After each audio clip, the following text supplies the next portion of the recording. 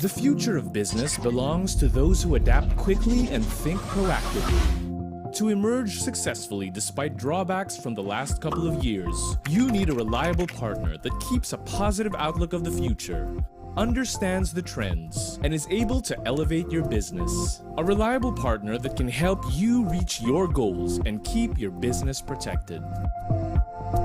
As pioneers of telecommunications in the country, Eastern Communications has always been the solutions partner of choice for the biggest and most successful industry players in the country. At Eastern, customers come first. Our first motivation for innovation and first in our mind to serve. Our customers are the answer to our why. We aim to create healthy and lasting partnerships by identifying their needs and placing their requirements in front of everything. At the end of the day, we want to give the best possible experience for our customers. We understand that our customers have unique needs. We put the human connection in everything that we do. Our heart of service is shown through our brand of personalized services.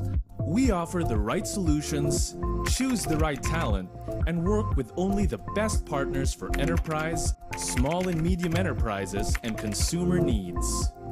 At Eastern, the industries that we serve always stay ahead of the game. Our high-tech and high-touch solutions allow us to view the world through our customers' eyes and provide them the most meaningful experience. Our data, internet, and voice solutions, which forms our connectivity solutions, provide you with reliable, congestion-free connectivity when and where you need it. Attacks can happen anytime and when you least expect them. But with our security solutions, your network, your data, and your customers' data are protected. Whether it's before, during, or after an attack, we are here to ensure that data risk and security measures are implemented. As we evolve with a fast-paced digital economy, it is essential to be equipped with the most up-to-date and secure cloud computing technology. Our cloud and data center solutions ensure that you have the resources to innovate faster, collaborate seamlessly, and serve your customers efficiently. To ensure that your company resources, the devices connected to your network, can efficiently communicate with each other and other networks and enable you to effectively conduct your day-to-day business operations, we have a healthy suite of products under our network solutions portfolio. Remote work is here to stay. And as this shift in work setup continues, the most reliable business applications should be adapted. With our business applications, your employees can work remotely and maintain their productivity and efficiency. Finally, as your business partners, we provide you with consulting, maintenance, and delivery services to make sure that you have the right solutions to address your business needs with our Eastern services. We have a long-standing commitment to keep a better connected and a digitally secure country. By constantly expanding our footprint, we are reaching and bringing our services to areas where our services are needed the most. We believe that hand in hand, we can forge a much brighter future. Together, let's emerge stronger.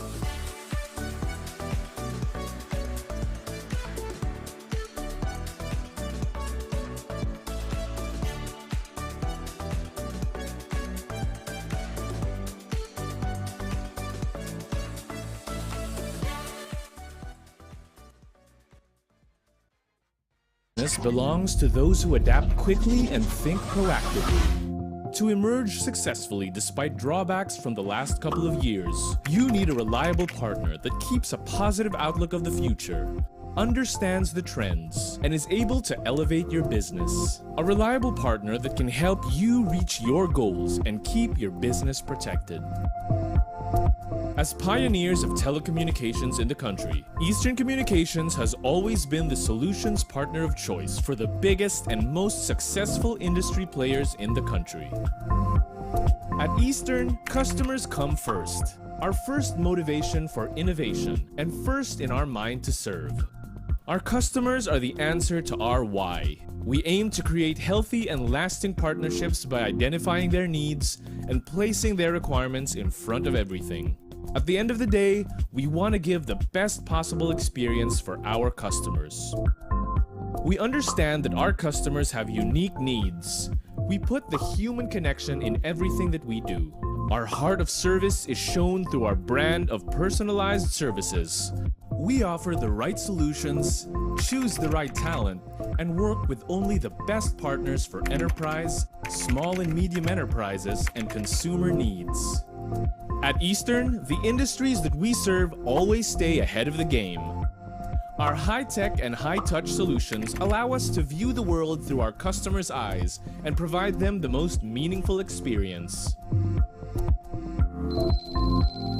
Our data, internet, and voice solutions, which forms our connectivity solutions, provide you with reliable, congestion-free connectivity when and where you need it. Attacks can happen anytime and when you least expect them. But with our security solutions, your network, your data, and your customers' data are protected. Whether it's before, during, or after an attack, we are here to ensure that data risk and security measures are implemented. As we evolve with a fast-paced digital economy, it is essential to be equipped with the most up-to-date and secure cloud computing technology. Our cloud and data center solutions ensure that you have the resources to innovate faster, collaborate seamlessly, and serve your customers efficiently. To ensure that your company resources, the devices connected to your network, can efficiently communicate with each other and other networks and enable you to effectively conduct your day-to-day business operations, we have a healthy suite of products under our network solutions portfolio. Remote work is here to stay. And as this shift in work setup continues, the most reliable business applications should be adapted. With our business applications, your employees can work remotely and maintain their productivity and efficiency. Finally, as your business partners, we provide you with consulting, maintenance, and delivery services to make sure that you have the right solutions to address your business needs with our Eastern services. We have a long-standing commitment to keep a better connected and a digitally secure country. By constantly expanding our footprint, we are reaching and bringing our services to areas where our services are needed the most. We believe that hand in hand, we can forge a much brighter future. Together, let's emerge stronger.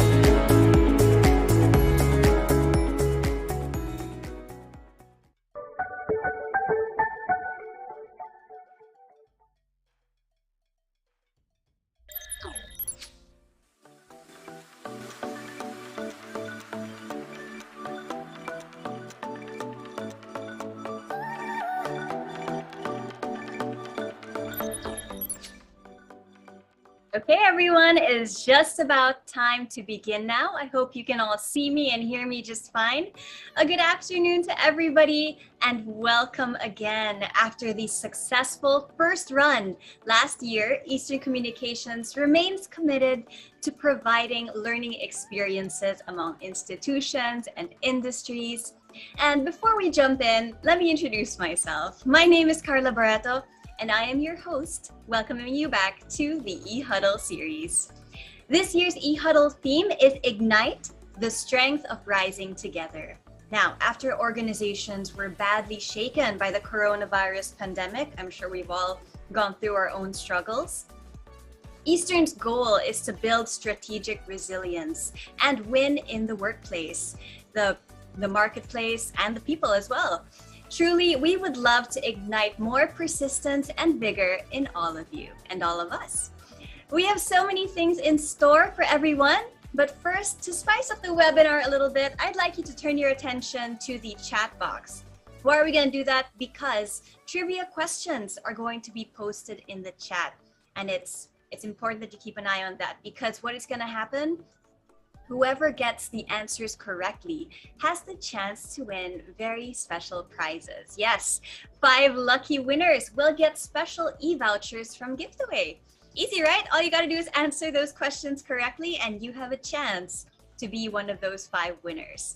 So make sure you pay attention to the speakers and be quick in answering the questions. Also, make sure that the name that you are using in the chat box is easily identifiable and is the same as what you used during the registration. Of course, we'd like to be able to find you and make sure you get your prizes if you win. All right, second, of course, Eastern is always giving away these amazing raffle prizes. If you've joined us before, you know how it goes. And if you are here right now, you have a chance to be a winner of said raffle. So make sure you stay tuned for the announcement later. We're going to be announcing them in between segments, so don't go too far away. And stay tuned because we'll be sharing instructions with you guys on how to claim your prizes. Wow, fantastic. So much to look forward to. We've got the learning side, we've got the prizes. So we're definitely going to keep things exciting here by getting started. So here to further express Eastern's vision is the cluster head retail, distribution, and manufacturing of Eastern Communications. Let's all welcome Ms. Gia Ranin. Thank you, Carla. A pleasant afternoon to everyone. Welcome to another series of e-huddles made specially for enterprise businesses like yours. This year's theme, Ignite, the Strength of Rising Together, aims to enjoin the different industries, the business sectors, and other stakeholders to ignite the changing power we hold in our hands. This power will serve as an enduring source of light in these rather troubled times. Together, we aim to continue to foster quality and equality, as well as integrity, as if we are existing in an ideal business climate. We, Eastern Communications, will be your partner in creating a virtuous cycle of growth, sustainability, and profitability.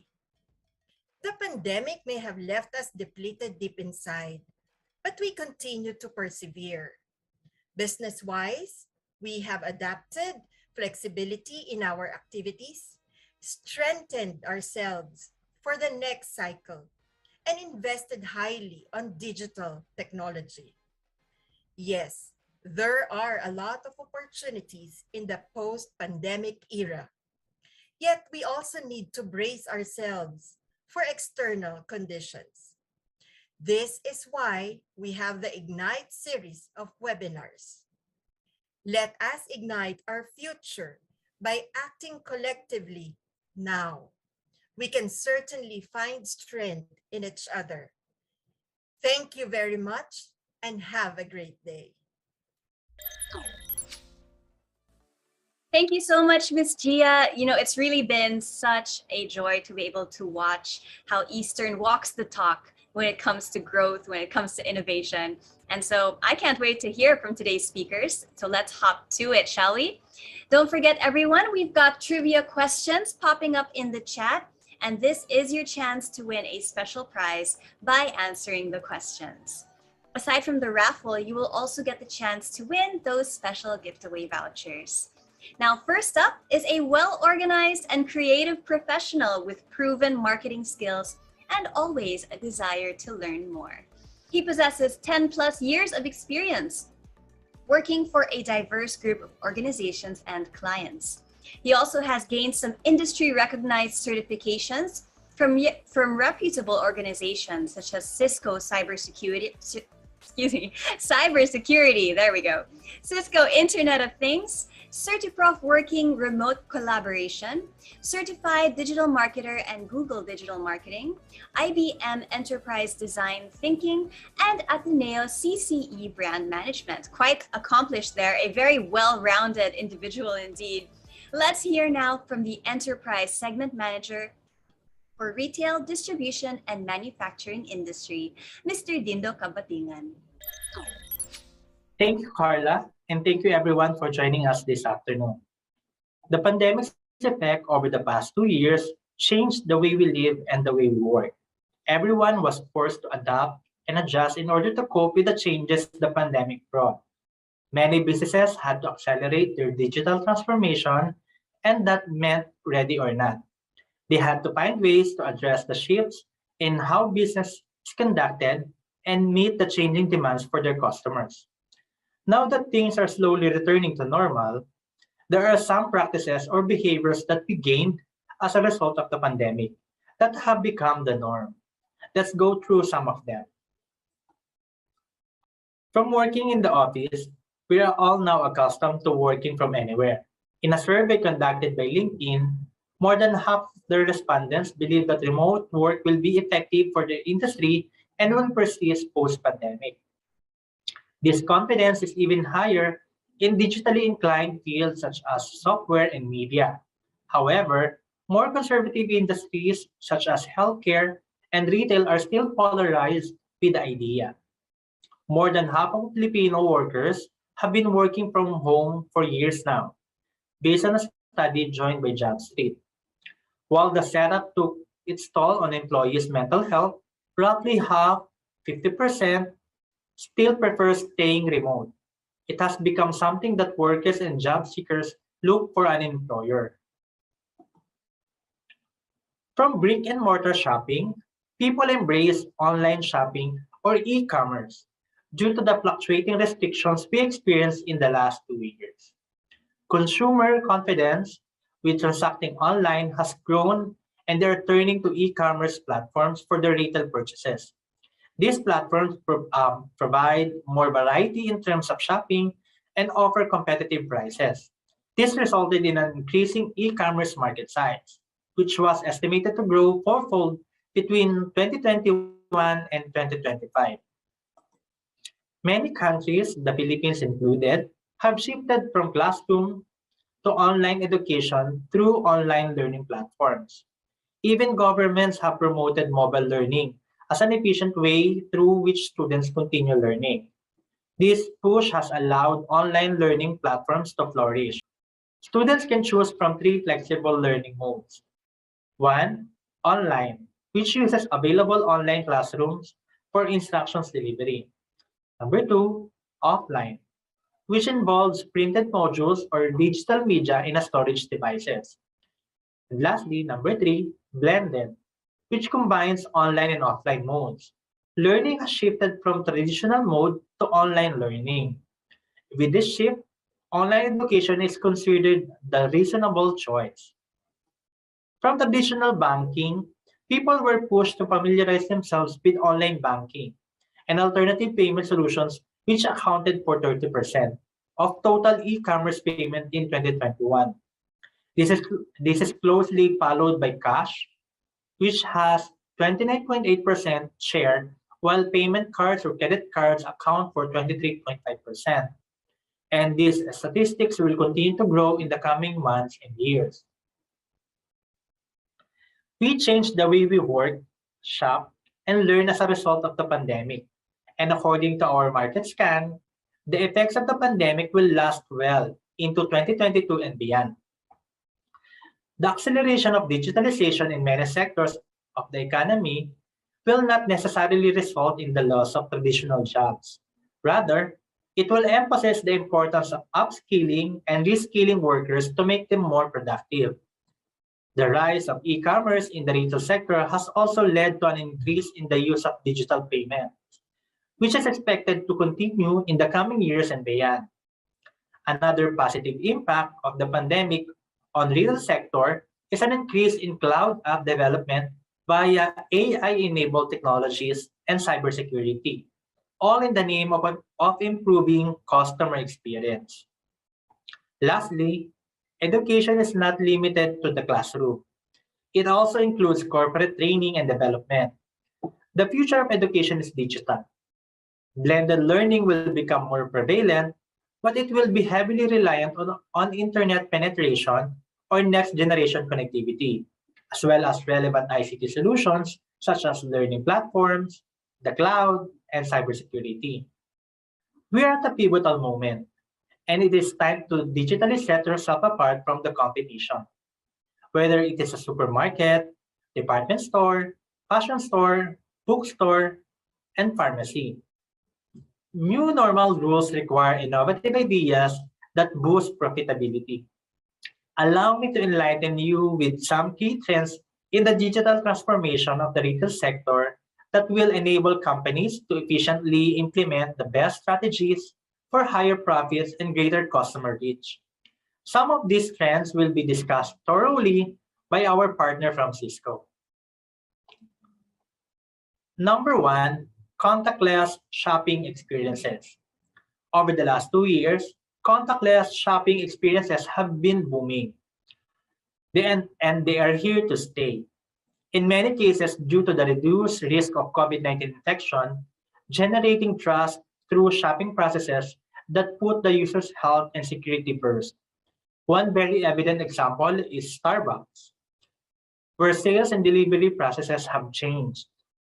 They have determined that a large percentage of customers prefer a contactless experience through the mobile app and pickup service located outside the shop. The Starbucks app allows contactless digital payments in-store as well as in-app ordering for in-store or curbside pickup. Number two, improvement of customer service and after sales. The after-sales service encompasses all customer service actions once the sale has been made. The goal is to maintain an optimum relationship with the customer in order to build loyalty while at the same time projecting a good brand image. We have all turned to the internet as an ally to spend our time, work, have fun, and finally shop online. When it comes to online shopping, advertising is one of the most important aspects of product awareness. But consumers value delivery times, and after-sales services are also far more relevant these days. Number three, security and privacy. Security and privacy when it comes to customer information should be essential. This is very sensitive and important area for many retail companies. Yet, according to Deloitte, in a recent survey, only 5% of consumers rank the digital industry of the retail sector as one of the top 3 industries for data privacy compared with 63% for banks. Users deserve protection and privacy of their information. In order to protect shoppers, retail companies must be honest with their customers about how secure their systems are and their ability to resolve data security issues. Number 4, optimization of inventory and supply chain management. Over the last 2 years, a fact that stood out in the digital transformation of the retail sector is that many companies were not prepared for the current situation, and many of them are still unprepared. Solutions that enable the integration of AI or artificial intelligence could play a big role in the optimization of these processes, predicting failures and defects. The use of artificial intelligence has significant value for the entire supply chain management process, reducing idle time in production and logistical systems. Other benefit of the optimization of supply chain processes is the improvement of production and transportation of capacity according to the actual need of customers. And lastly, number five, total experience. According to Gartner, total experience is a strategy that connects multi-experience with customer, employee, and user experience disciplines.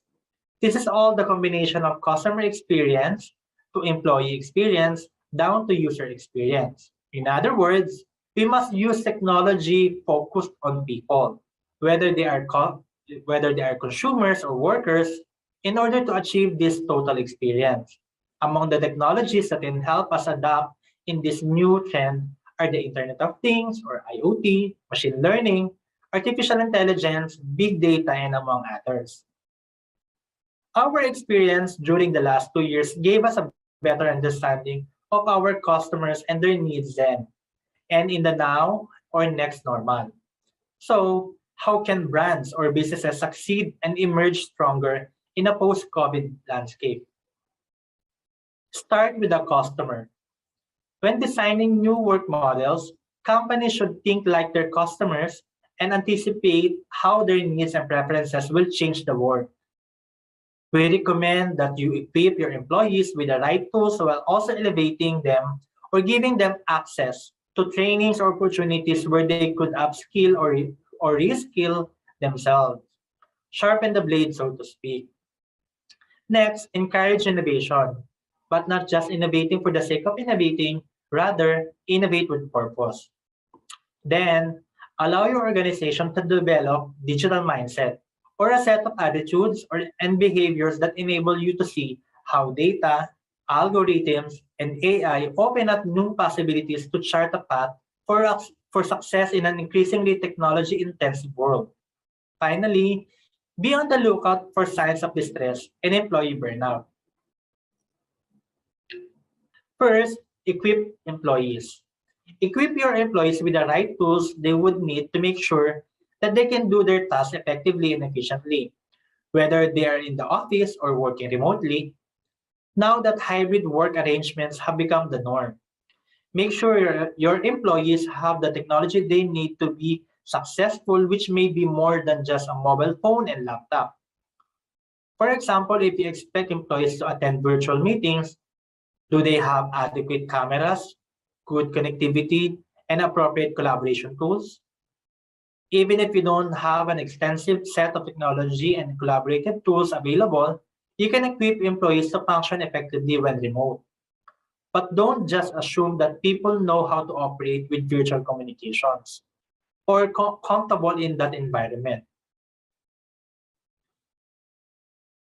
Acknowledge that virtual communications are different and won't be perfect, but should still be professional and respectful of others. Be mindful that virtual communications may be less comfortable and effective for some, and coach employees on when and how to escalate ineffective virtual exchanges. Second, encourage innovation. With businesses sheltering in place amid high levels of uncertainty, managers and employees may understandably become more risk averse. There's a natural hesitancy among employees during disruptive times to be afraid to try something new. But innovating is important to move forward and ensure that you have the right products, solutions, and processes to address the needs of your customers, both internal and external. Keep in mind that the innovations that have the most impact solve real customer needs while also improving, optimizing, or streamlining internal operations. Foster a culture of innovation across your business and become highly responsive to changing customer needs. And these innovations do not have to be large. Even when the organization has constraints on new investments, managers can emphasize the need and provide opportunities for incremental innovation or process improvements, provide opportunities to share successes and safety for potential failures. Make an effort to highlight the value of employees continuing to scale their activities and ensure that any risks are worthwhile. Elevate your employees. Companies need to purposely create culture and connection. They should build all employees' capability to thrive today and in future work models. And they should balance the needs of the organization, teams, and employees. And they should actively engage employees in co-creating the future together. Companies should craft a talent strategy that develops employees' critical digital and cognitive capabilities, their social and emotional skills, and their adaptability and resilience. Now is the time for companies to double down on their learning budgets and commit to reskilling for future disruptions. In addition to that, develop a digital mindset. Learning new technological skills is essential for digital transformation, but it's not enough. Employees must be motivated to use their skills to create new opportunities. They need a digital mindset. Psychologists describe mindset as a way of thinking and orienting to the world that shapes how we perceive, feel, and act. A digital mindset is a set of attitudes and behaviors that enable people and organizations to see how data, algorithms, and AI open up new possibilities to chart a path for success in a business landscape increasingly dominated by data-intensive and intelligent technologies. Last, but probably the most relevant yet overlooked, be on the lookout for signs of distress. Take care of people and adapt to their work preferences. Understand that individual works at different speeds and that their most productive setting might vary. Some prefer to work alone, others in groups. Be flexible and allow your most valuable workers the freedom to choose their own work styles within the constraints of the organization. According to research, it shows that many employers are similarly committed to giving remote workers what they need to be more productive. Use both direct conversations and indirect observations to get visibility into employees' challenges and concerns. Use every opportunity to make clear to employees that you support and care of them. At Eastern, we are committed to ensuring that we not only have the right solutions, but also care for our customers and employees. We take time to understand their needs, provide relevant products and services, and provide exceptional customer service. Having a heart of service in all that we do is at the core of our culture as Eastern employees. At Eastern, on top of solid and reliable technology, delighting our customers is at the forefront of our brand of personalized service because human connections are equally important. We recognize that our customers' needs have shifted and will continue to shift in order to adopt new ways of working, which is why we strengthen our ICT portfolio to help our customers be in a better position to emerge stronger and be better prepared for future disruptions. In addition to our connectivity, we have a healthy suite of network, cybersecurity, cloud, and data center, and business application solutions to address your business needs. We recognize that our customer needs have shifted and will continue to shift in order to adopt new ways of working, which is why we strengthen our ICT solutions portfolio to help our customers be in a better position to emerge stronger and be better prepared for future disruptions.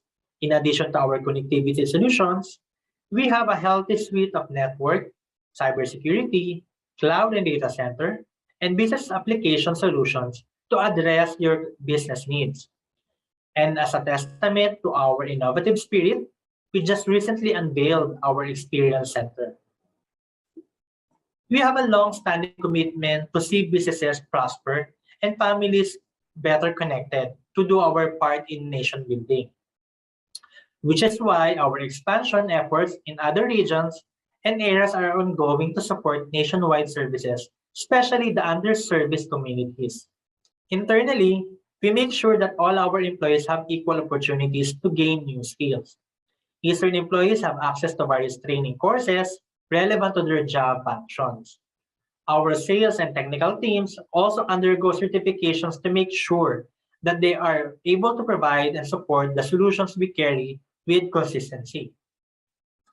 In addition to technical trainings, we also provide our employees access to webinars and other online resources that will ensure that they have a healthy state of mind. We provide them with mental health consultations when they need it. We practice an open door and open feedback policy that gives employees an opportunity to have an open lines of communications with the management. These are just some of the things that we do at Eastern that we hope you can take inspirations from. Collaboration is vital for preparing for and accepting the digital change. You need a reliable partner who will work with you and rise up together with or without crisis. Partner with us. Thank you again for joining us this afternoon. If there's anything that we could help you with, please do not hesitate to reach out to us by the contact details you see on the screen or reach out to your Eastern account managers. They would be more than willing to have a discussion with you. That's all for now, kay Eastern. This has been Dindo Cabatingan. Please be safe, everyone. Take it from here, Carla. Thank you so much, Dindo Cabatingan there, of course, from the Eastern family. And I think he summed it up pretty well, the whole journey coming up to this point. He summed it up quite well in that, he's right. When the pandemic began, it was ready or not when it came to digital transformation, when it came to, can we handle e-commerce? Can we handle working from anywhere, having our employees scattered even all over the country and not necessarily just, within NCR. And so all of these points he brought up, I've got my notes here that I've been taking during our talks. So he mentioned e-commerce, hybrid classes, online banking, all of these were rather minor, I think, prior to the pandemic. And we were neither here nor there about it. And so he's absolutely right. Ready or not, we had to embrace it. And then now it is here to stay. And I think we're definitely rising stronger for it. So again, a virtual clap for Mr. Dindo. Thank you so much. Now, while you guys are in the chat showing your appreciation for our first speaker, again, let's get ready because there are more trivia questions that are popping up in the chat, and giveaway vouchers are waiting for 5 lucky winners who get the correct answers. So make sure you hop in there and put your answers to those questions. You might just get something special. All right, folks, let's keep things moving along here. Now, on to our next speaker, yes? The COVID-19 pandemic created short-term disruptions and provoked long-term changes in the lives of people and the businesses that have been growing. While adjusting to business practices like work from home arrangements, virtual meetings, cold chain management, health protocols, and other pandemic adaptive efforts, we are still obliged to adhere to business ethics, professional standards, and of course, a full business cycle experience. Which is why today, joining us on our transformative journey in the new business landscape is a leading figure in property acquisition and real estate. Here to talk about trends driving commercial real estate in the Philippines, please welcome the Managing Director of KMC Savills, Mr. Michael McCullough. Thanks, Carla, for hosting me. I'm actually live in studio and in person here, so would love to see the questions and comments from the audience. Today, I'm going to be talking about trends driving commercial real estate. It's a pretty quick discussion for me. I've got about 8 slides that I want to get through, and we'll just be talking about some of the disruption and what's happening in the market. So let's go to the next slide. Great. So we're talking about office demand and how it has finally started to bounce back. 2020 was definitely a bit of panic for some landlords with zero offices open, and the questions around the sustainability of having an office with everyone working from home. In 2021, We saw a lot more supply come to the market, which put a lot of pressure on landlords to drop their rental rates and offer more concessions. And we still saw negative take up. So that's a blue bar at the bottom. And I know the graph is small on everyone's screens, but I will be sharing these slides on my LinkedIn account. So if you are looking for a copy of those, please follow me there. And we forecast in 2022 a bit more office take up. Our forecasts are conservative, but it could be somewhere around 200,000 square meters of net new take up. Again, there are many companies that are doing transactions, but they're moving from older buildings and they're moving to newer, nicer buildings at sometimes lower price points than their older ones. So it's very interesting to see clients moving in this flight to quality. The next slide, please. The future of work. We are going hybrid. So for our organization, we've been more or less we've been hybrid for the last 5 years. And because we had multiple offices, we were kind of cloud first company. We've only, we're about 13 years old. So many of the tools that we've adopted were cloud-based tools to begin with.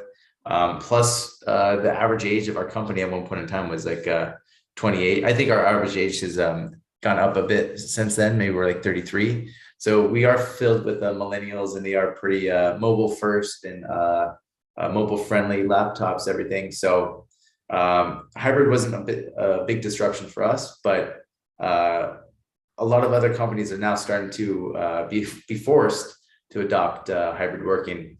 And some of the things that are allowing this to actually work, a lot of people didn't think hybrid would work or working from home would work, but it is starting to catch up, and it is disruptive enough.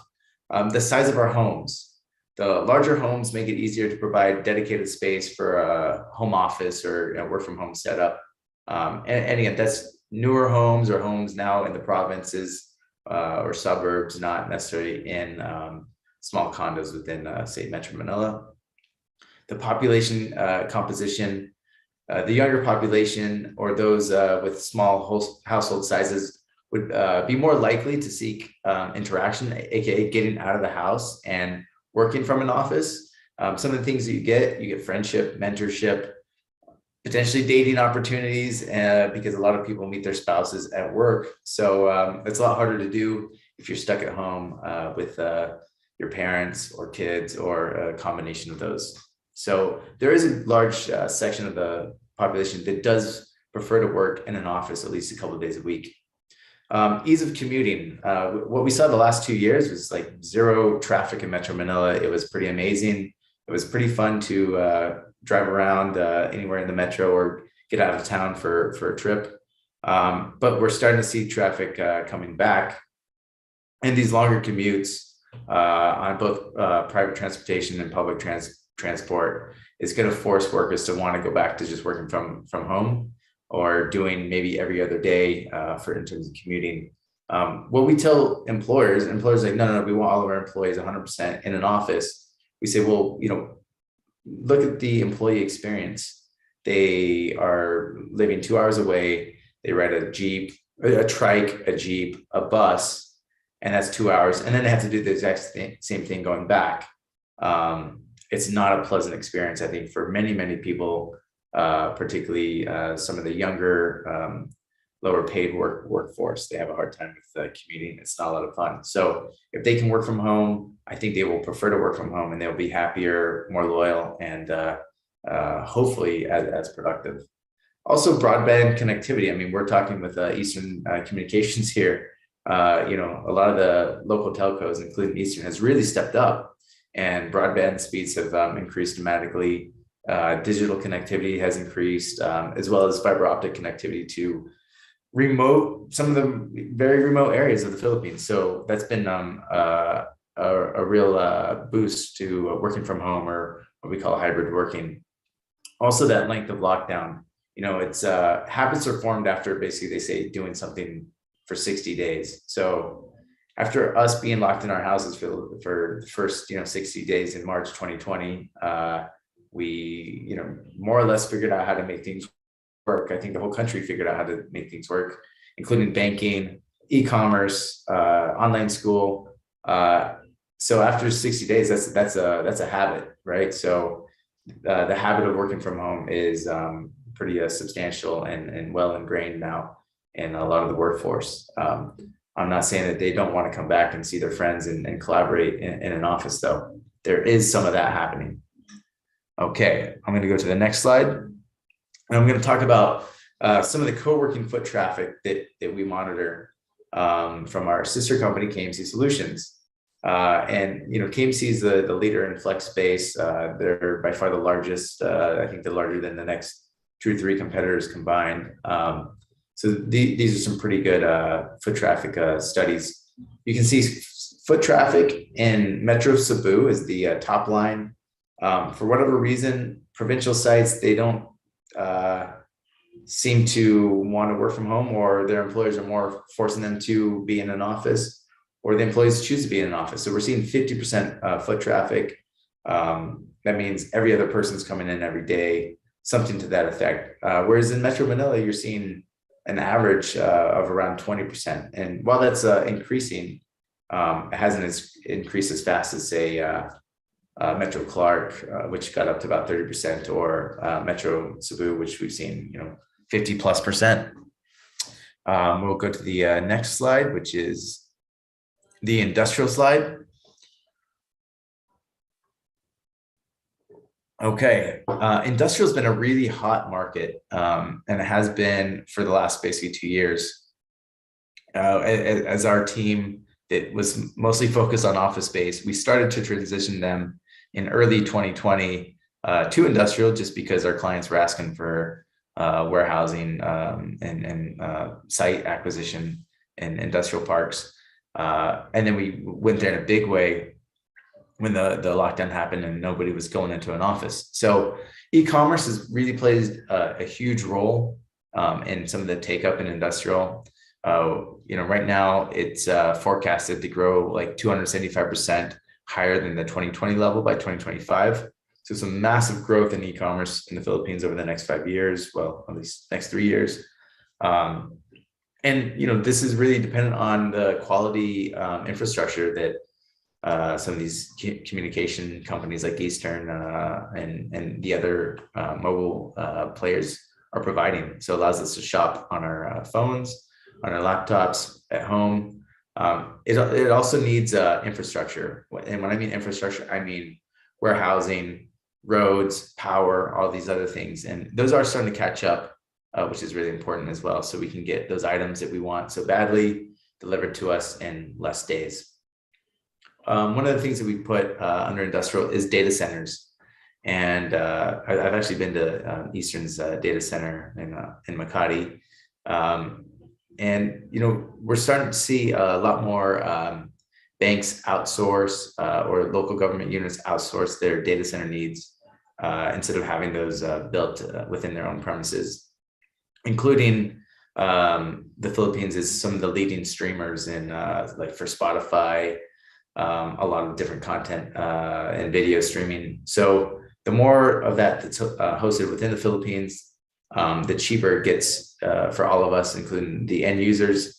The data doesn't have to go all the way to Hong Kong or Singapore or some of these other locations, which is a more expensive route. We're also reaping the benefits from the China Plus One strategy. One of our clients is a manufacturing client. They do lighting, and they're a Chinese-based company, but they also want to have multiple operations because a lot of companies want to diversify or regionalize their manufacturing activities because of the supply chain disruption, particularly within China. And we're going to see that kind of right now as China employs a zero COVID strategy. So the Philippines is picking up some of that, not a lot of it. A lot of that goes to Vietnam, but some of that does go to the Philippines. Next one is warehousing and built BTS, which we say is built to suit. By the end of 2023, the market is expected to reach about 1.5 million square meters of built to suit warehouse space located across Metro Manila, Central Luzon, excuse me, Cebu and Davao. And that translates to roughly 80% of the total warehouse supply. Okay, my next slide. We talked about data centers. I didn't want to give too much details here because we have a lot of confidential information because we are working with some of the largest data center providers in the market right now. But there's been a lot of news, and there's been a lot of press releases about some of the foreign players coming in to build massive 72 megawatt data centers. None of them are ever built that big on day one. They typically start out much smaller, and then over maybe 10 years or 15 years, it will grow to say 72 megawatts. The real difficulty there is even getting power from Meralco. So our clients work hand in hand with Meralco to future plan the supply so that they have enough power for some of these things. But as I mentioned, increased digitalization, 5G, more fiber connectivity, more streaming of content, whether it's Spotify, Netflix, and the Filipino channel, and all these other options, View. All of those things are leading to increased demand for data center space within the Philippines. Okay, next I'm going to talk about retail and the future of retail. Some of that was covered by the earlier speaker from Eastern. He was talking about contactless e-commerce and being able to check out contactless. So we call it a componential versus a standalone. Even Eastern's doing an experiential based retail outlet or retail store. We have a lot of retail in the pipeline. The newest one, and maybe one of the larger ones, is the new Mandarin Hotel in the Ayala Triangle in Makati. You've got Ayala Malls in Arca South, phase 1. You've got One Ayala, which is the brand new building on EDSA corner Ayala Ave, connected to the MRT station.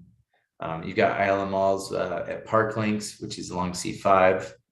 In Asiana City, you've got Park Call, which is more unique, I guess, in terms of it's a open air, kind of like a high street, but covered shopping experience, which I think is well suited to kind of the future, where more people want to dine al fresco and walk around covered areas out of the sun, out of the rain. You've got Activa, you've got Ayala Malls, Park Triangle, and you got Mitsukoshi Mall here in BGC, which is the high-end Japanese kind of section of Veritown from Federal Land. Some of the retail investors, they don't know exactly what to do because they're having issues with their occupancy rates, and the asset values are going to come down since their rents have come down. So they need to look at repurposing some of these assets, maybe into new uses like residential, office space. They're trying for some are getting converted to office space, healthcare clinics, well-being, education centers, especially as we get back to face-to-face education, and overall just improving the shopping experience by refreshing some of their spaces. One of the things that we believe a lot in is the case for the 15-minute city. And if there's any listeners in from Cebu, I was in Cebu last week, and if you say, hey, how far is this away from wherever I am? Everything's 15 minutes somehow magically in Cebu. Wherever I wanted to go, it was always 15 minutes away. But the concept is really to do mixed urban planning and not just putting housing suburbs as far away from the CBDs as possible, but do kind of a work-life retail concepts, including some maybe light industrial and entertainment areas. I think we really, the pandemic's kind of highlighted that the siloed approach was not the best per se. It was a lot more helpful when you could walk to an office or walk to the grocery store, because public transit was completely shut down for a long, long time. We talk about building social fabric. A lot of people have moved into these urban island environments, and there's a diversity. They lack the diversity of space. For example, it's maybe just all residential. Maybe there's not parks, or maybe there's not other community assets there. So some of the things you can do, reach out to the neighborhood and in order to collaborate, create and curate ideas and building that social fabric with your neighbors. The next one was flexible buildings and spaces. There's a lot of ideas on, re-engineering the town centers and for the users. Makati CBD is a bit of a ghost town. I mean, it's coming back, but it's a far cry from what it was, I'd say, in 2019. It is starting to come back, but Makati in particular is going to have to really rebuild and reimagine themselves.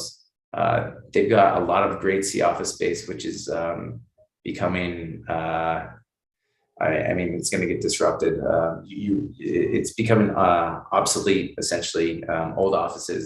If they don't talk about health and wellness, clean air, new AC systems, and being a bit more of a mixed commercial experience, yeah, they're really going to be obsolete. So, the newest offices will be places where you're able to build kind of resilient office communities, connecting people with goods, services, and the infrastructure to support all that. And we think it'll have a real positive impact on property values. Okay, the next one I'm going to get to is recovering residential. I'm talking about mostly Metro Manila in terms of the pricing on a rate per square meter. We track mid, upper mid, high end, upscale, and luxury prices. And then we've also tracked the growth rate, which is kind of the thing that looks like a mountain peak there. Residential prices were kind of on a rocket ship, and we really tracked it taking off in 2019. We had a lot of foreign investors come into the country, typically within Asia or Greater China areas, and buying whole floors of residential units. That really put a lot of pressure on the prices. Developers were very happy.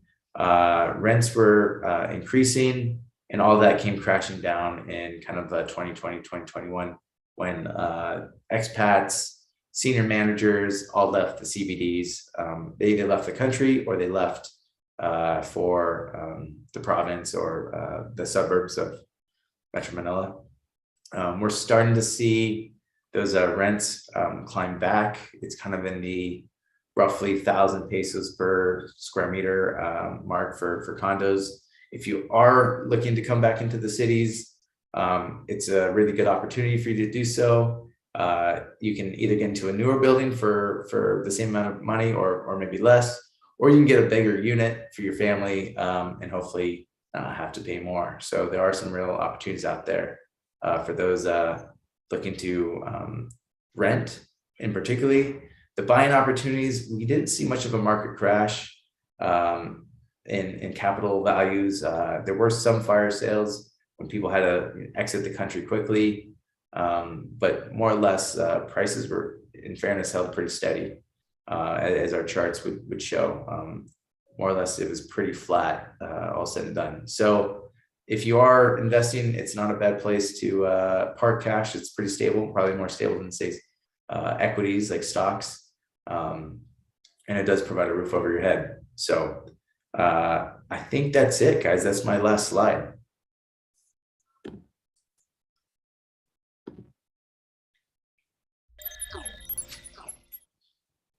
All right, thank you so much, Michael, for sharing that presentation with us, and really to get a glimpse forward, a glimpse backwards, and really just a more full look at what it's been like for the for the real estate sector, and to kind of see that rationale behind the current position that these different real estate sectors are in right now. And I personally related quite a lot to the residential one. I've lived in one of the CBDs of Metro Manila since before the pandemic, and seeing those charts in that last slide of his, I really got to see that's exactly what happened. There was this big rise and then this big drop, and then suddenly I feel like, am I the only one still living here? Where'd everybody go?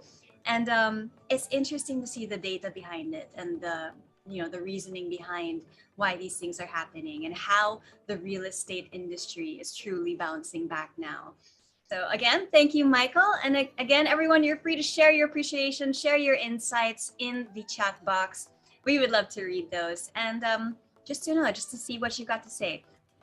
And while you're there, again, if you've been paying attention, I really hope so. The prizes for those who will answer our trivia questions are waiting. They're waving and saying hello. Make sure that you try and get the correct answers to those trivia questions, because in just a while, we're going to be giving those gift away vouchers. And of course, our raffle, which is coming up in just a little bit. Now, on to our next speaker for now. Our next speaker shares with Eastern Communications the vision of helping organizations to adapt their businesses, to protect their employees, and to continue serving their customers, constituents, and communities. He brings 30+ years of experience to the IT field across operations, management, consulting, and sales, including 10 years with IBM, Fujitsu, Motorola, Zebra, Microsoft, and Cisco. For the last 20 years, Mark has focused almost exclusively on retail and hospitality industries, where he delivers tangible value to the various lines of business. Let's welcome now to our screens the Global Business Development Manager for Retail at Cisco, Mr. Mark Scanlan. Thank you, Carla. Hello and welcome. Thank you for spending time with us today. My name is Mark Scanlan. I am the Global Business Development Manager for Retail here at Cisco. I work with retailers, account teams, analysts, and industry leaders around the world to help develop Cisco's retail strategy. I come from the retail stores background, and I've spent the last 20 years or so working side by side with retailers to understand their business and where technology can help address business challenges or opportunities in retail operations. Today is intended as a quick overview of the current state of the retail industry and where retailers are working to focus going forward. There's no doubt that everyone globally has experienced a challenging few years. Between the pandemic and social unrest and armed conflicts, many industries have suffered one of the most challenging times in recent memory. I want to acknowledge and thank you for sticking with your customers and providing them everything that they need in these challenging times. Over this time, we've seen a lot of forced innovation. In many cases, retailers have needed to quickly pivot to respond to rapidly changing business landscapes, regulations, consumer expectations, and so on. And they've quickly developed solutions to meet customer needs. Some of those are here to stay, and some of them may decline over time. And we're going to talk about that a little bit now.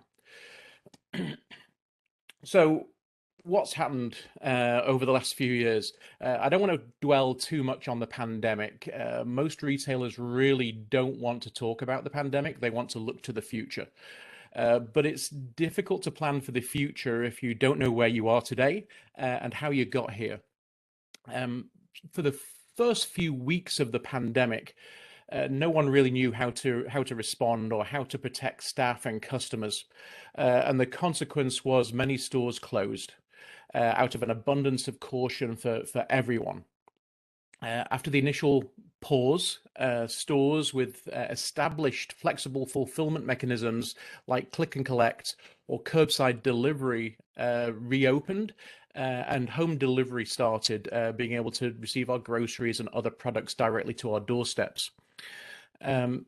This left those without alternative fulfillment methods really scrambling to stand up solutions as quickly as they possibly could.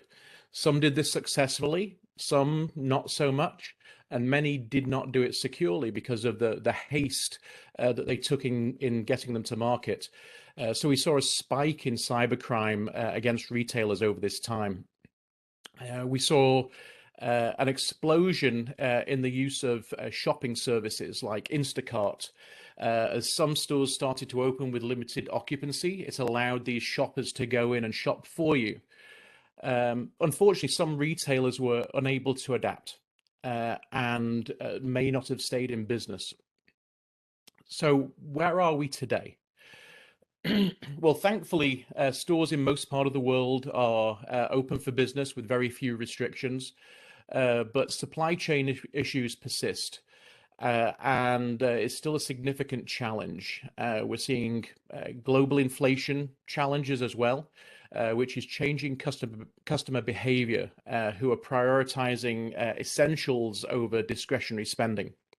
So that's impacting the retail industry. However, one of the biggest issues today in retail is the labor market. What's been called the Great Resignation. Retailers have been struggling globally to get those typically lower paid staff back into the stores. They've decided to go in a different direction with their careers, or they're looking for higher paid jobs.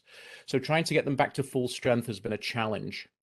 Many retailers have tried increasing their pay rates with limited success. So we need to think about what else can we do to attract and retain staff through tools that make their jobs easier, but also make it easier to engage as an employee. Ultimately, retailers need to accept that they're going to have to do more with less, and less meaning fewer staff. This means more automation, analytics, artificial intelligence, etc., to remain functional. And we'll talk about that in a little bit. So what's here to stay? Flexible fulfillment is still very popular. The expectation is that it will maintain about 60% of its peak usage during the pandemic, which is pretty respectable. There has been shrinking demand for shopping services like Instacart. Typically, they mark up the products they're delivering to you, and they may charge a fee.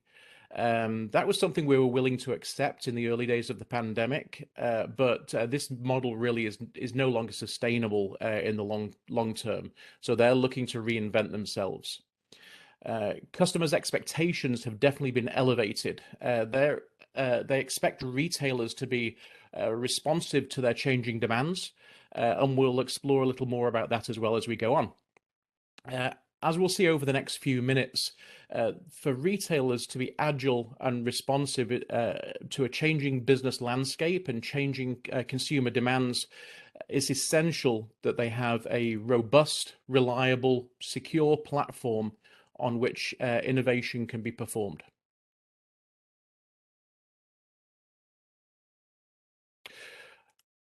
Okay, so let's take a quick look at IT priorities. I'm the business guy. I tend to look less at what's going on in the IT side of the house and more at the retail business. But let's take a look at this first. This is based on Gartner research. First, here at the top of the investment priorities, you can assess for yourselves whether these are similar to your priorities or you have a different set of priorities. But I'll highlight just a couple of areas here rather than read off a list. We can see at the top cybersecurity, which is near and dear to my own heart, and we'll talk a little bit more about cyber later. Integration technologies include anything that allows systems to talk to one another. Integration is becoming a bigger and bigger deal. So development tools and APIs and so on. Total experience solutions. This one is interesting as it revolves around the user experience, or in this case, customers and associates. Personally, I'm surprised this is not higher up on the list. And at number 7, if we skip to the bottom of the list, artificial intelligence and machine learning. And we'll take a look at that shortly as well. Next, we'll look at what Gartner calls highly composable businesses. So a highly composable business is one that is where IT is tightly integrated with the lines of business and there's good collaboration between those two groups. So when I say line of business, I'm talking about store operations, marketing, merchandising, logistics, loss prevention, and so on.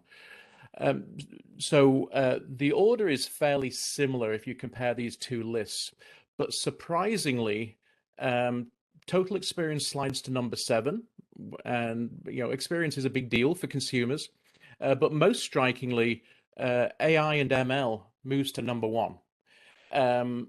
I think this is indicative of what I was saying previously. There's a drive to automate areas of the business that have historically been manually based.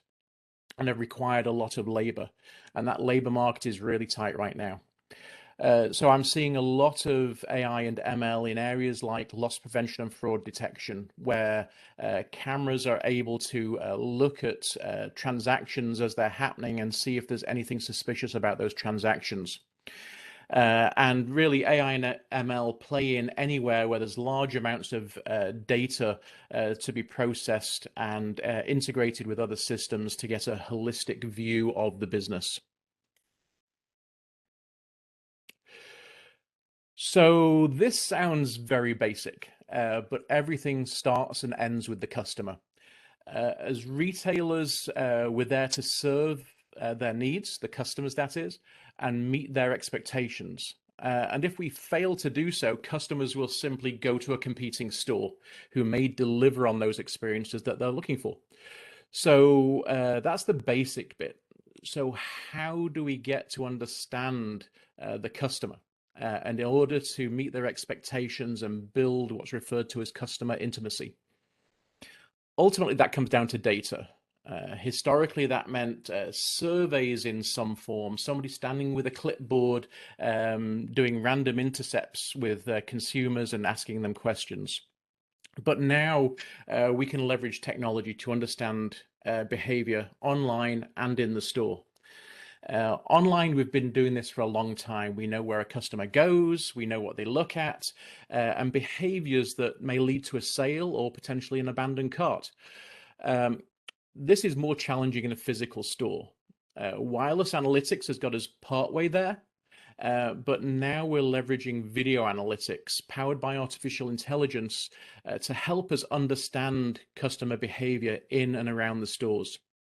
So when combined with other data sources from wireless analytics to point of sale, we can start to gain insights that will help us define things like product assortment, inventory levels, price, and what have you, as well as helping us try and optimize labor to support those store operations. This will help us more easily identify and respond to changing customer expectations and demands, whatever they may be. So once we understand those customer expectations and behaviors, how can we align with them and deliver those compelling experiences that they're demanding? According to Adobe, 86% of users will pay a little bit more for a great customer experience. And interestingly, 84% of customers will use their physical handheld device while shopping in a physical store. So the device becomes an additional engagement channel for us to communicate with the consumer. Those experiences have got to go beyond being cool. That only keeps a user and a customer engaged for so long. They must provide value to the customer. They should make the customer's journey easier, whatever easier means to a particular customer. That could be faster, it could be guided, it could be reducing friction, or even touchless or contactless, whatever that may mean to that individual customer.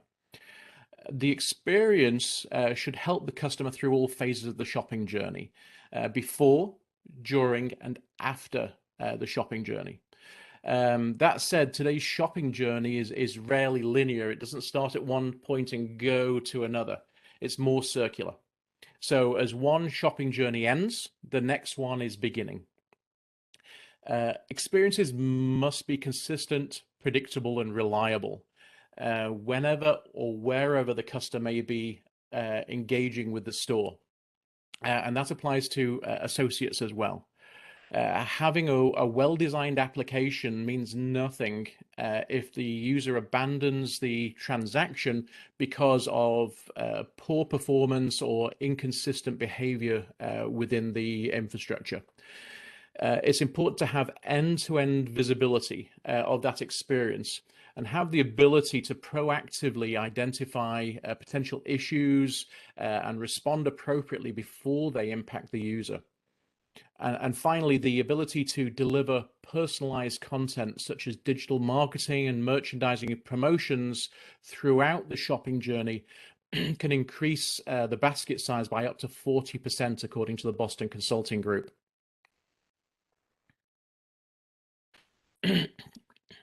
So retail has become a true omni-channel experience. Customers can shop, purchase, fulfill, and return through their channel of choice. In fact, Salesforce.com found that nearly 75% of all shopping journeys complete on a different channel to where they started. So I may start shopping on my PC at home, but ultimately I pick up in the store, or I order it, actually complete the transaction from my mobile device.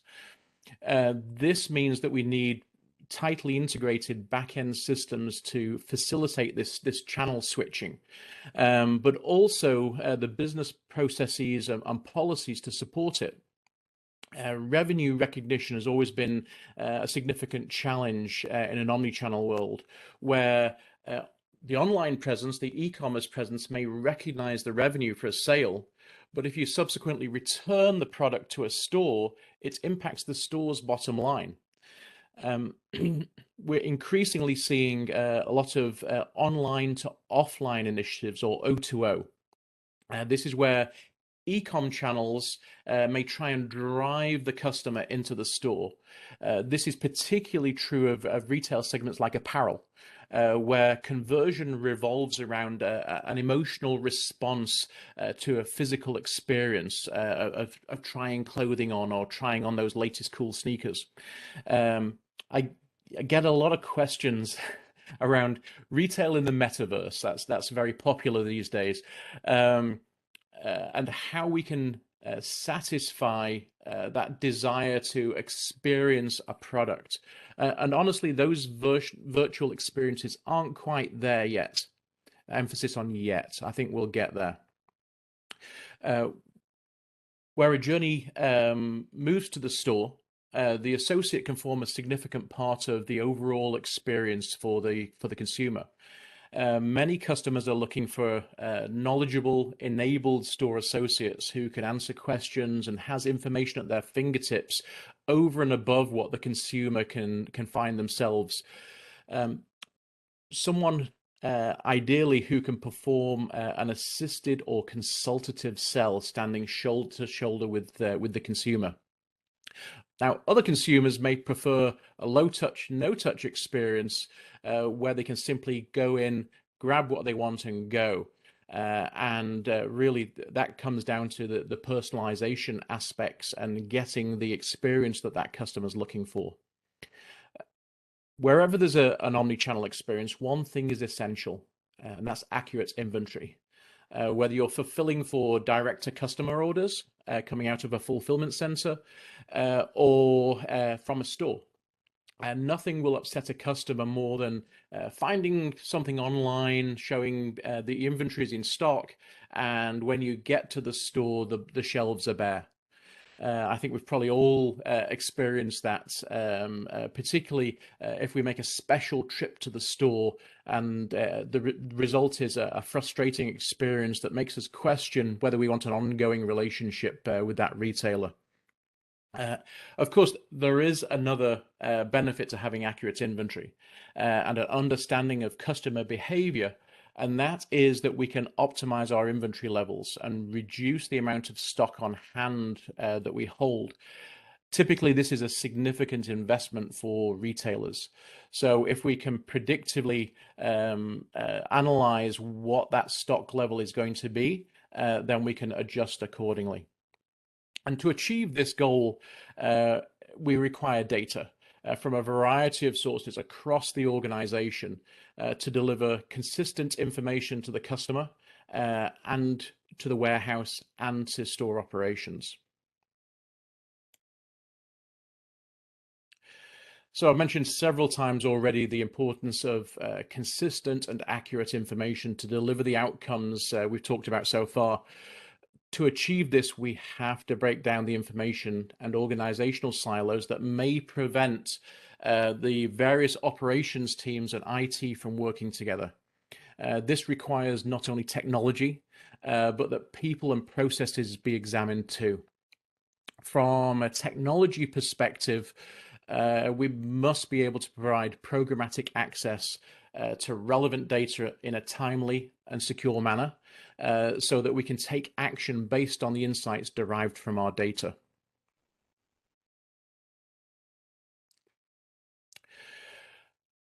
So in the past, we've rightly been concerned about the security of customers' payment information. But we also hold and transmit lots and lots of other data, including personally identifiable information, which we've got a responsibility to protect.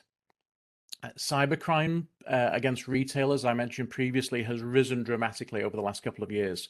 This is largely due to retailers pivoting to respond to a sudden change in customer demands and the business landscape resulting from the pandemic. Frequently, these urgent needs, wanting to get that solution out there, has been a higher priority than the security considerations that those solutions bring with them. So we've also seen, again, in line with these behaviors, a dramatic increase in e-commerce traffic. As many physical stores were closed to customers, so these orders needed to be fulfilled as direct to customer orders or as pick up curbside, as click and collect orders. But personal data has not been the only target. Many companies sent office-based staff home to work, increasing the potential attack surface for the organization. And we've seen increased cyber attacks on the supply chain as well, making an already challenging supply landscape even worse. What becomes crucial moving forward is that we change our default security posture so that any innovation we do in the future, irrespective of the cause, is intrinsically secure. So using a zero trust or least privilege approach allows us to maintain confidentiality, integrity, and availability of the data, which is becoming critical to our business. So to summarize, the top 5 areas I would focus on are developing a clear understanding of customer behavior in and around the physical stores, to help identify and respond to those behaviors and predict future behavior. Second, provide compelling, reliable experiences that deliver true value to the end customer. Thirdly, facilitate omni-channel experiences and processes that allow customers to engage over their channel of choice whenever and wherever they happen to be. Deliver accurate, consistent data from any relevant sources that can be consumed by anyone or any system that needs it, and caveat there. And lastly, we need to do all of this using reliable, scalable, secure platforms for innovation. I hope my perspective on the retail industry has been useful and help define the what you need to be thinking about. And I'll leave it to my technical friends in your region to talk about the how. I appreciate your interest and thank you for your time. Mr. Mark Scanlan, thank you so much for sharing that with us. And really, agility has always been a common theme here on eHuddle. But even how we've been talking about it has been changing throughout this last year or so. And so I think this latest update to how you can be agile in these times is definitely very relevant to all of us, and it spans across so many applications, right? And so, you know, very early on, it became clear to us that, you know, businesses have to change, have to adapt. And even now, when you know, things are on the rise again, things are opening up again, there is still a lot of adaptation, a lot of keeping on your toes and making sure that you're listening and adapting to what's going on out there. So again, that was Mr. Mark Scanlan. Thank you very much. Now, everyone, in a short while, we will have our Q&A session. But before that, we'll be having our electronic raffle, as I mentioned earlier, where we will be giving away a couple of pretty exciting prizes. So we're going to be flashing that on the screen in just a moment. Now, during the registration, don't worry guys, it's very, very simple how we do this. During the registration, your names were automatically added to the roster of possible winners of those prizes that we just showed on the screen, including an RK61 mechanical keyboard and a Logitech 6920 Pro HD webcam. There they are. Those are our minor prizes, and in just a little while, we gotta be patient. We've got that lovely SSD that we're going to be giving away a little bit later on. Now, keep your eyes on the screen right now because it's going to be very simple. We're going to flash the name of the winners on the screen. And if you see that is your name, what do you got to do? Just take a screenshot or take a photo of it and send it to us at marketing.etpi.com.ph with the subject line Eastern eHuddle 27 April 2022 raffle. Of course, you got to include all information that you see there on the screen right now. We want to be able to get in touch with you as soon as we can so that you can get those awesome prizes. All right, let's start with that RK61 mechanical keyboard. We all love that satisfying sound of the keyboards these days. So let's see who it's going to be. Congratulations to, let's roll that John. There we go. Tonel Daclan. Congratulations, Tonel. Take that screenshot right now. You got to do that now. We'll give you a couple of seconds more. Winner of that RK61 mechanical keyboard. All right, let's keep it rolling here. We're now raffling off a Logitech C920 Pro HD webcam. And in a short while, in fact, right now, we're going to find out who was picked by the electronic raffle for that one. The winner of that HD webcam is, let's take a look right now. Josie Billones, take that screenshot right now. You got to do it to get your webcam. Congratulations, Josie. We'll give you a couple more seconds. All right. Congratulations to the winners so far. But don't be disheartened if it wasn't your name on the screens because we still have that one major prize that we're going to give away a little bit later. So hang tight and we'll get to that later. And if it's destined for you, then all the better, right? Okay, before we move on, I would like to invite everybody to answer our post-event feedback form because you know how it is here at Eastern. Your feedback is so, so important. And we always want to hear what you have to say and how things can be better. So make sure you scan that QR code there. We'll give you a second. And please just let us know. What do you want to hear more about maybe? What kind of speakers are you interested in? And anything that you'd like to share with us. Okay? There we go. And an extra treat for those of you who are filling in that post-event survey form.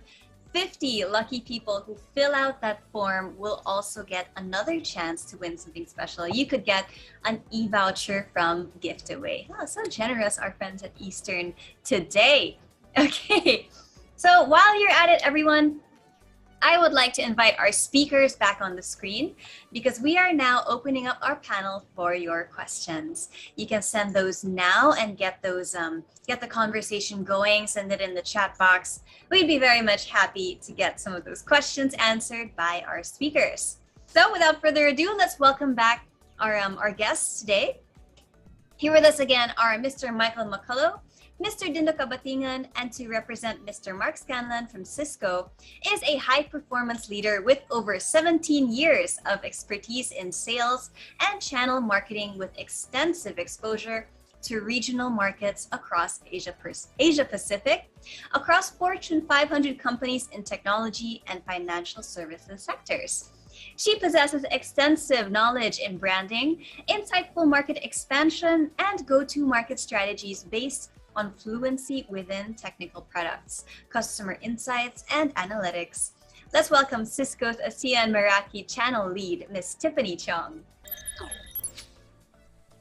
There we go. We got the gang all together here. Michael, Tiffany, and Dindo, welcome on screen. I always love having some company on screen. Hi. Can we all see each other and hear each other just fine? Let's go down the line maybe, starting with you, Michael. Loud and clear. Wonderful. Tiffany, you all good? Hi, good afternoon, everyone. I'm good, thank you. Welcome, Tiffany. Dindo, you're all set there?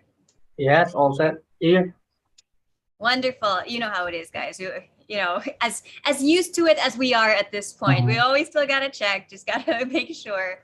All right, let's hop to it, shall we? I've got some questions for you guys, and here's how it's gonna go. I've got a general question, which all of you are going to answer in your own way.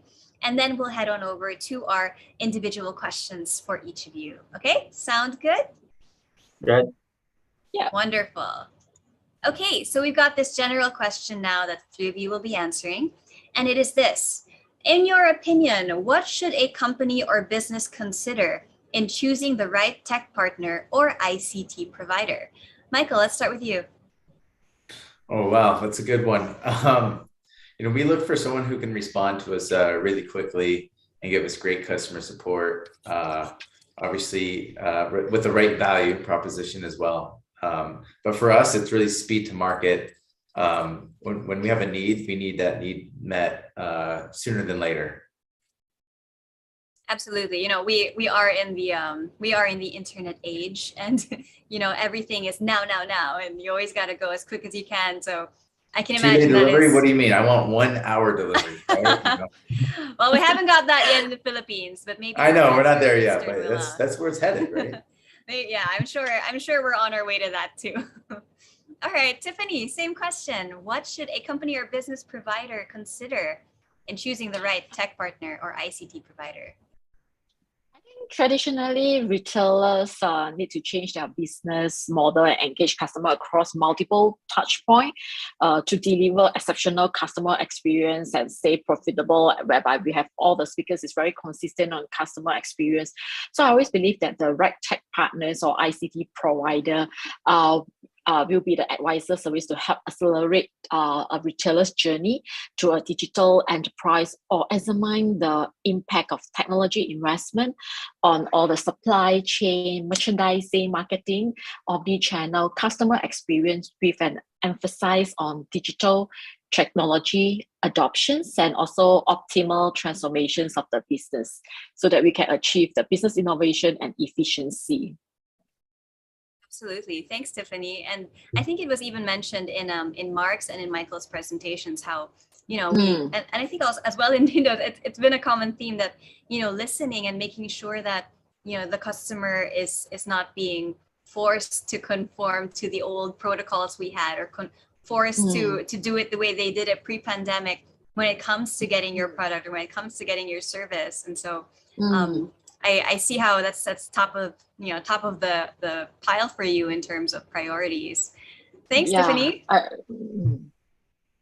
Did you want to add anything to that? Yeah, I mean, I agree with you just now, right? Because like earlier also shared by the team, right? That they know that hybrid work, any way you work, right, is and create seamless hybrid workforce. I think it's definitely here to stay, and so that's why all the retailers will need to find the right technologies for hybrid workplace and how we make it easy. Like for example, we turn any space at home or in office or even on the road into a place of productivity. With the right technology partners. Yeah. Absolutely. Thanks for adding that on, Tiffany. Dindo, same question. Yeah, thanks, Carla. Well, first, they must have the right products and solutions that will suit their business needs.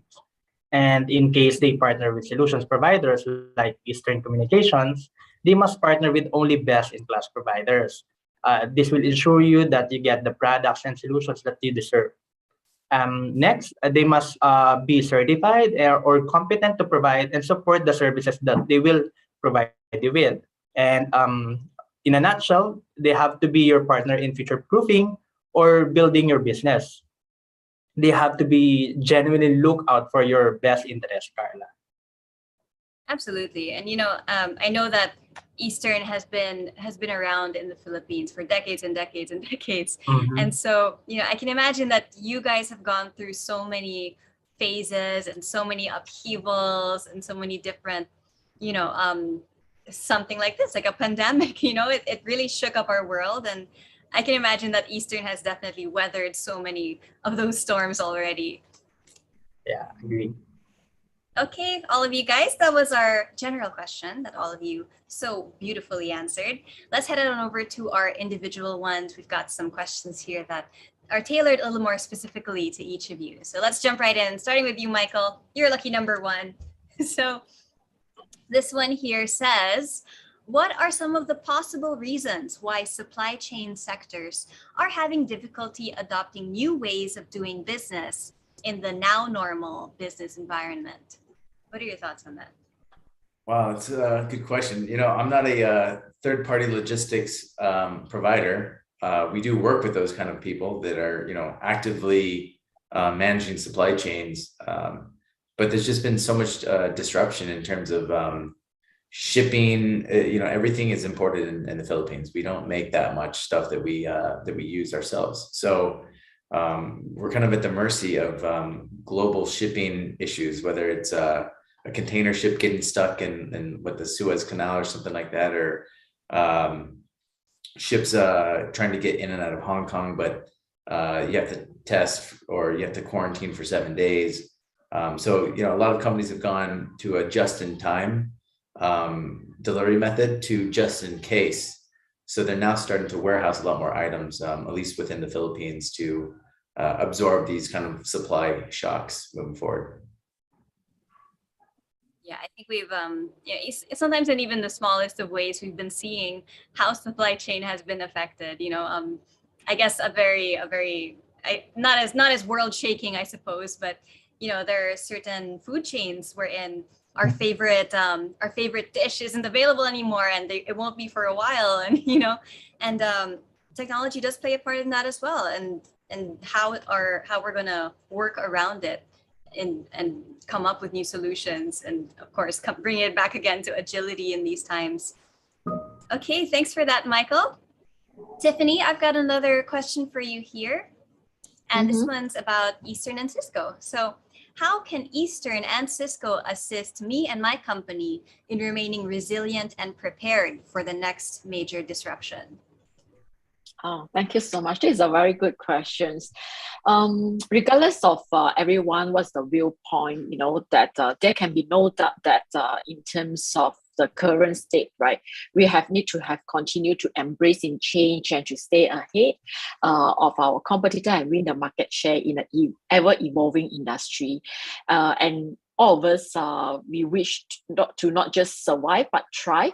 So through the managed service between Cisco partnership with Eastern, we allows customers to embark on a digital transformation journey while having the ability to focus on other areas of transformation, which can be really readily outsourced. So regardless of where you are in the journey, we have managed services that are the right fitted to based on your needs to make you resilient even to the next major disruption, while also giving you the flexibility, the simplicity to consume the services as a monthly service fees instead of a huge upfront cost. And on top of that, with Cisco Meraki, everything is now centralized and can be configured and monitored in a single dashboard. And the IT team, can log in simply anytime, anywhere, on a computer or phone, or, while you are dating with your partner.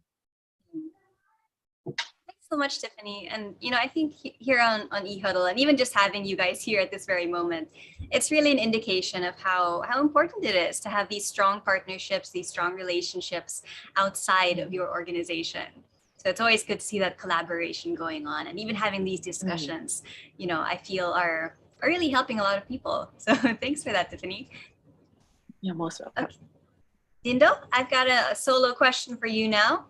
Now, bringing it back to your presentation, you mentioned that Eastern has an innovative spirit, and of course, we've all seen that.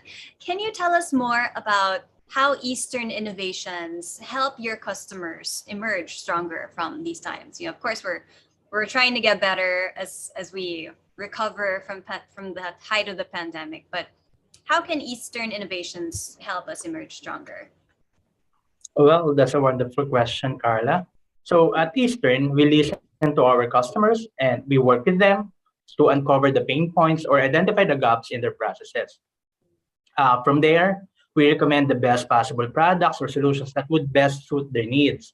So we tailor fit our solutions. So in case they need something that we do not have in our portfolio yet, we develop that solution or find the right partners in order for us to fulfill the needs. We frequently scan or study the market to check trends or particular sector or the industry to confirm that we have the right solution to serve their evolving needs. So therefore, we have the solutions like SASE, VSAT, and a healthy cybersecurity portfolio. So we want to be able to help our customers remain competitive in the respective markets they operate in. And again, we innovate with purpose. So helping our customers is our ultimate purpose. Thanks for that, Dindo. Something I've always appreciated from our talks here on eHuddle, and that I've been learning about Eastern as an organization, is that there don't seem to be any cookie cutter solutions, as there shouldn't be, because every business is different, every client is different, and there are different requirements and priorities. And I think it's really refreshing to see how you guys continue to have that tailored experience, and that it's not just a one size fits all situation, especially now, right? Because everybody's trying to have that agility, which involves kind of fitting themselves into shapes they didn't think was their original way of doing things. So it's always good to see how companies and Eastern's partners as well are always finding ways to listen and to help adapt in ways that are not necessarily that same old box, right? So that was our first round of questions. Good job, everyone, so far. Michael, I'm going to bring it back around to you now with your second question. And this one says, all right, let's do it. So this second question for you says, from the learnings from the past 2 years, will companies or industry players have to incur more spending this year to safeguard from possible disruptions?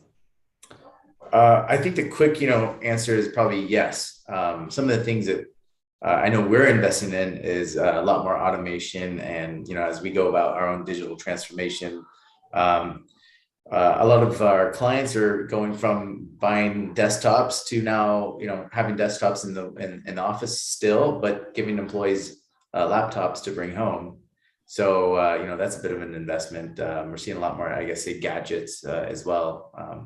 Whether it's a upgraded phone or tablet type of device to allow people to get more work done when they're not in an office environment anymore. I mean, people are literally working at the beach, office, home, and everywhere in between, right? So those are the trends, and that does take investment. Absolutely. I mean, how many of us have taken a meeting while in the car now? Or I've definitely done that. Or definitely done some Zoom interviews in the traffic of Manila. Yes. Yeah, definitely. Or maybe there's a surprise meeting that you just rolled out of bed, so half of you is in pajamas, but nobody's got to know. So absolutely. Just a quick afterthought to that, Michael. Do you think this is the year to really go harder in terms of that investment? In 2020, we were doing it however makeshift way that we could do it, right? I mean, I used to do my hosting just with my phone in one hand, and I just put up my phone and hope that it's enough. And then now we've got all the gear and stuff. And so do you feel like this is the year to safely, beef up, or still be in like a midpoint in terms of acquisition of those materials? I mean, for me, I'm always the optimist, I guess. So I'm always a big believer in the Philippine economy and the Philippine consumer. So, I kind of doubled down last year in our business. We went and hired a few more people. Maybe it's a little early because the recovery didn't really start happening. I think we're not really feeling the actual recovery until this year. But I think there is some significant recovery, and you want to probably catch that and time that correctly and not miss the boat. So you got to be ready. Right, and we don't want to be overwhelmed when that larger recovery does kick in, right? Yeah, I mean, Dindo was talking about making sure your employees, you're checking in on them and making sure that emotionally they feel okay or they're not overwhelmed. And it's been pretty stressful for some of the staff these last 2 years. All right. Well, thanks so much, Michael. A good good points there to chew on. Tiffany, I've got another one for you here. Now, this one's a pretty hot topic lately, especially in this last couple of years, and it is about blockchain. So how exactly can blockchain stabilize the operations of the supply chain and logistics sector? This one's really interesting. Yeah, I think blockchain is a big word, right? Especially, and blockchain can enable more transparent and accurate end-to-end tracking in the supply chain, whereby it's very important because organization can digitize physical assets and create a decentralized Cisco Meraki API platforms actually expand the possibilities for all the retailers and their customers where they are custom built or plug and play through our technology partners, like API solution built on the Meraki platform allow us, for the modern tools like we can have RFID on top of interactive gas, Wi-Fi, object detections, video analytics, wayfindings and mapping, asset tracking, IoT security network. And in terms of blockchain, they are, for example, and the different platform, for example, Prada Group, how like just now have been shared by my teammate, for example, how we're gonna do it, right? For example, how the Prada Group uses Cloud4 WI platform, whereby Meraki APIs, how to improve their in-store customer experience, because the customer experience always be the top priorities for the Prada Group from both digital to in-store. So a core part of the online and in-store customer experience is driven by a powerful wireless platform where the product chose Meraki as the wireless solutions and pair up with the cloud for wire to build an experience that went beyond just wireless. But through Meraki API programs, the Prada Group utilized to kick off their digital transformation process across 500 stores worldwide, because this will help them to include the easy to manage cloud-based solutions and insight into the customers and in-store behavior, and the seamless integrations with the third-party system that enhance the customer experience. So the result was a clear boost in the customer satisfaction, which was driven by a more personalized shopping experience and create a unique experience based on their brand and increase social reach across multitude platforms. And with the advanced analytics that gain a comprehensive view of how customers behave and travel through the stores, which helps to shape the customer journey. And on top of that, Meraki is the first generative art NFT platform built on Polygon. Thanks, Tiffany. I think we've been seeing this year how the Philippines has kind of been warming up and learning how to take on blockchain, and including NFTs, as you mentioned, and we've got play to earn situations happening even, and so I think the Philippines is finally warming up to this whole blockchain setup. However, if I may quickly just follow up that question, to what degree, I guess same as how I asked Michael about to what degree, how ready do you feel, I guess, Philippines or even Asia Pacific is to make this the standard for their businesses, since there are many who are still trying to catch up, or maybe trying to get on their feet again. So do you think this is a solution that many will be able to adapt quickly? Yeah, I believe so, because in Philippines, we have seen blossoming, blockchain use cases in various sectors such as finance, art, gaming, education, to name.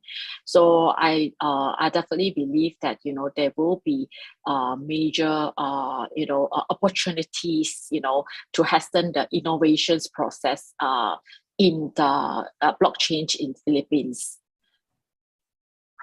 I agree. I think the Philippines is, it has been such a quick, just such a rapid acceleration of this embracing of, not just technology as we did early in the pandemic, and now we're exploring blockchain, exploring play to earn, exploring NFTs, and it's starting to spread across these different markets. So really exciting to see how it's going to be moving forward. So thanks for that, Tiffany.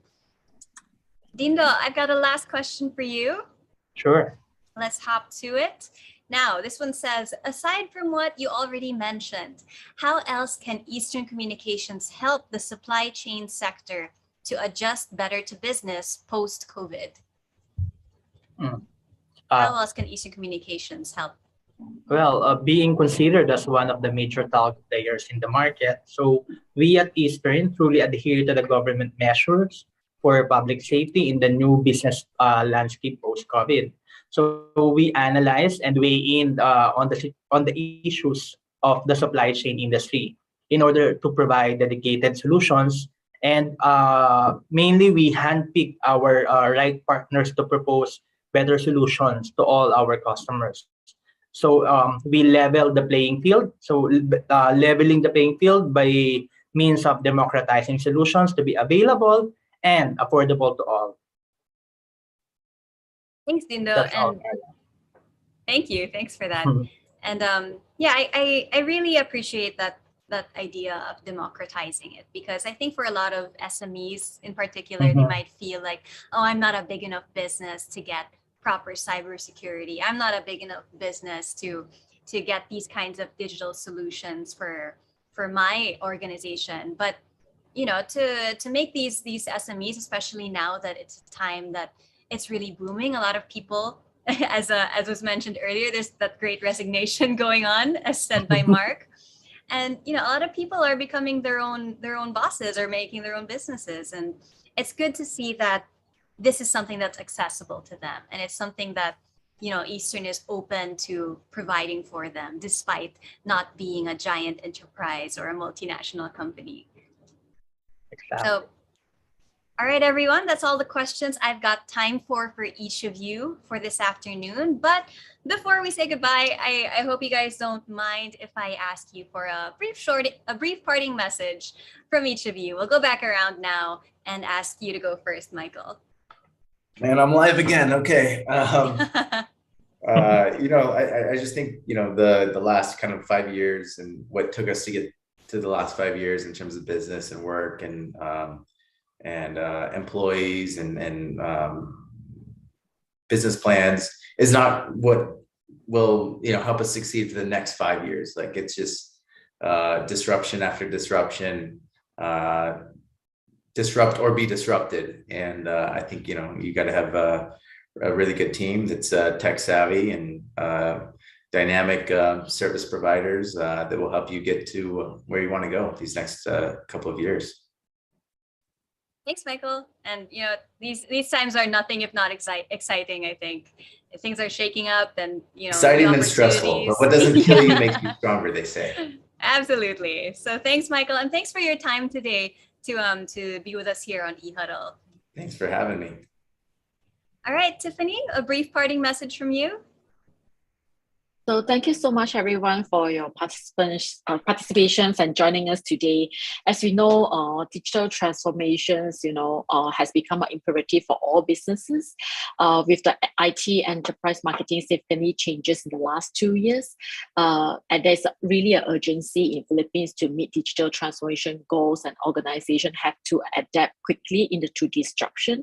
So in year 2020, business strategies develop and put a focal point on continued development on the business operations and technologies, and feel free to contact to Eastern Communications and their team, and thank you so much for them to invite us.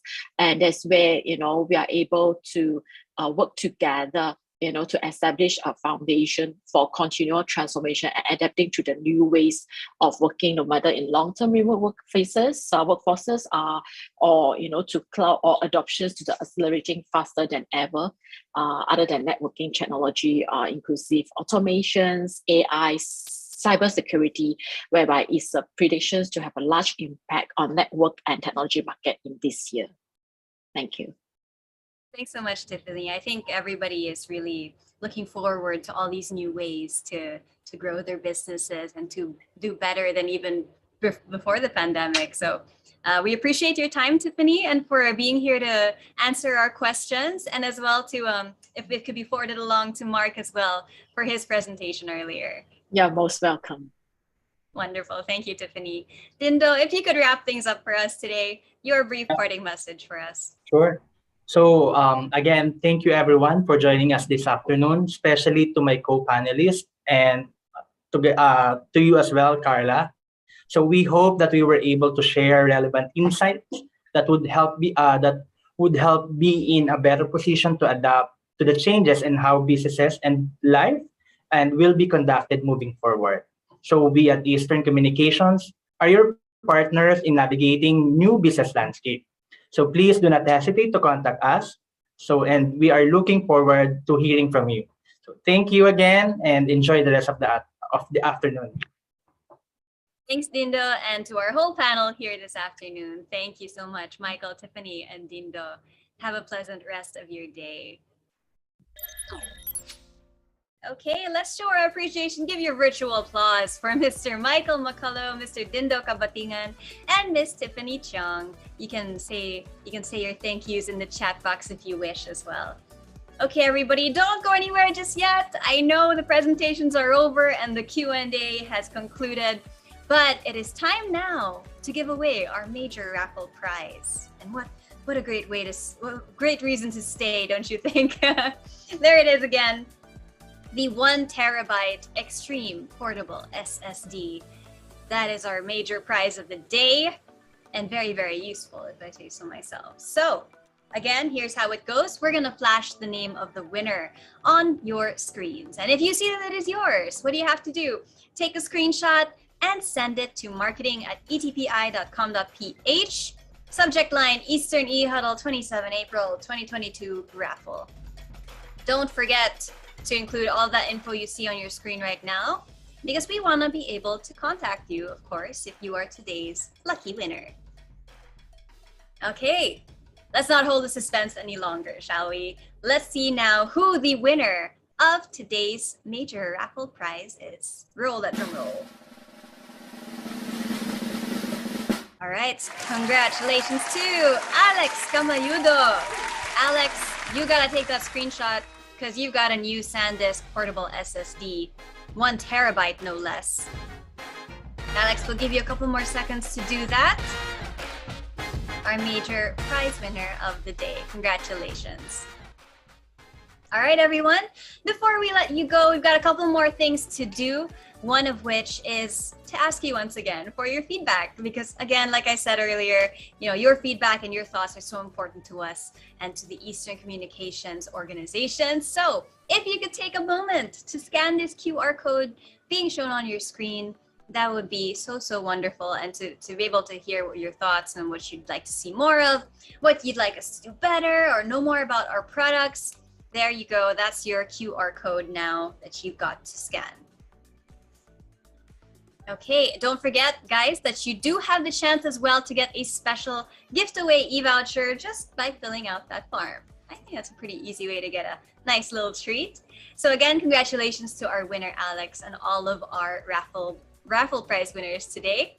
Before we draw our e-huddle to a close, we would like you all to hear from the head of sales of Eastern Communications. Let's all welcome on your screens, Mr. Michael Castañeda. Thank you very much, Carla. The last couple of years forced all businesses to accelerate their digital transformation journey. Much focus was put on the technology or tools needed to adapt and survive in a post-COVID landscape. But if I may, I would like to inspire everyone who's running a business to take a pause. Maybe step back a little and take time to build and reinvigorate the heart of your organization. That is our human resource. Apart from incentives, let's provide them with more meaningful experiences and opportunities for growth. Tap not only their backs, but also their humanity. Help them discover what makes them feel happy and loved. Give yourself a reward or something to smile about. Believe me, these little things you do for yourself and for your people will provide the building blocks of creativity that will truly ignite not only strategies, but also love for work and for people. I hope that the insights that were shared this afternoon will help stimulate and put you in a better position to emerge stronger this year. Always remember, Eastern is your partner, and I encourage you to reach out and have a dialogue with your respective account managers to know more about how we can work with you. Thank you very much for joining us this afternoon. Please join us for the next round of our Ignite e-huddle on May 11. Stay safe and healthy. God bless us all. Thank you so much, Sir Mike. And of course, thank you to all of you who are tuned in today to eHuddle. Now, Eastern's message to everybody is quite clear. We are here and let's ride together. Very excited to do so. Once again, this is Carla Barreto signing off, and we hope to see you at our next session happening on May 11th. Have a great day, everyone. Keep safe.